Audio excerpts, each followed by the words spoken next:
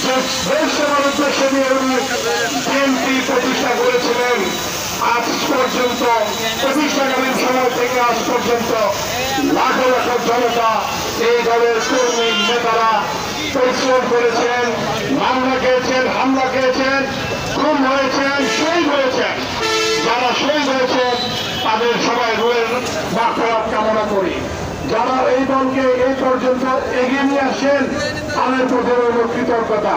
ভাইয়ের আমার, সবাই জানেন 2008 সালে আমার প্রিয় দেশনেত্রী বেগম খালেদা জিয়া আমাকে মনোনয়ন দিয়েছিলেন, রাজনীতি করার সুযোগ আমাকে দিয়েছিলেন। ওনার হাত ধরে আমি রাজনীতিতে এসেছি।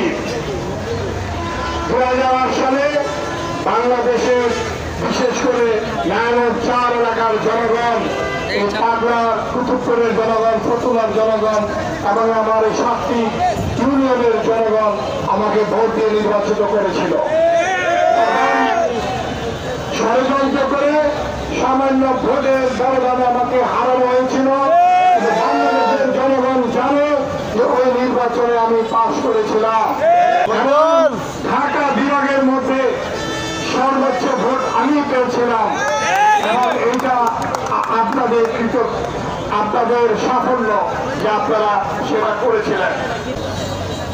2008 সালের পরে 2018 সালেও বিএনপি আমার নেতা বেগম খালেদা জিয়া এবং তারেক রহমান সাহেব আমাকে নমিনেশন দিয়েছিলেন, কিন্তু দলের স্বার্থে, জোটের স্বার্থে ওনার নির্দেশে আমি সরে দাঁড়িয়েছিলাম।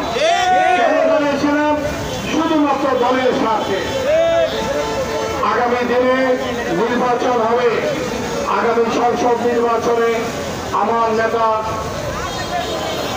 জনাব তারেক রহমান সাহেব ঘোষণা দিয়েছেন কি ধরনের নেতৃত্ব এবং প্রার্থী বাছাই করবেন। আপনি আমাকে সবাই জানেন, উনি বলেছেন ক্লিন ইমেজের লোককে উনি প্রাধান্য দিবেন। আপনারা সাক্ষী, আমার মোহাম্মদ শাহ আলম আমার কোন ধরনের কোন সন্ত্রাসী, চাঁদাবাদী, কোন ভূমিদস্যুতা, কোন মাদক ব্যবসায়ীকে আমি কখনো প্রশ্রয় দেই না। আপনারা জানেন যে অত্র এলাকার সবচেয়ে দুর্বিষহ সমস্যা হল জলাবদ্ধতা। আমি যদি এমপি নির্বাচিত হই, দল যদি আমাকে মনোনয়ন দেন এবং আপনারা যদি আমাকে এমপি বানান, ভোট দেন, আমি যদি এমপি হতে পারি, ইনশাআল্লাহ এই জলাবদ্ধতা দূর করার জন্য সবচেয়ে বেশি পদক্ষেপ আমি নেব।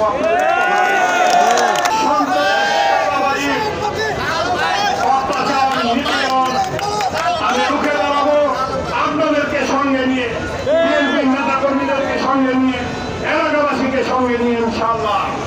আমার আপনারা, আমরা কি চাই?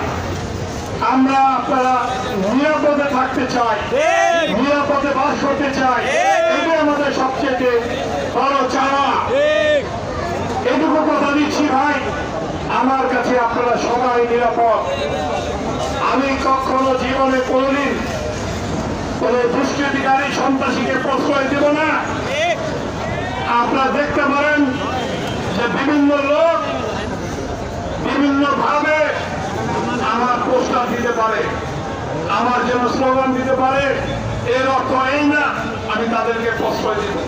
আমি বিশ্বাস করি যারা বিএনপি করে, বিএনপিকে ভালোবাসে, তারা কখনো সন্ত্রাস চালাবাজি করতে পারে না।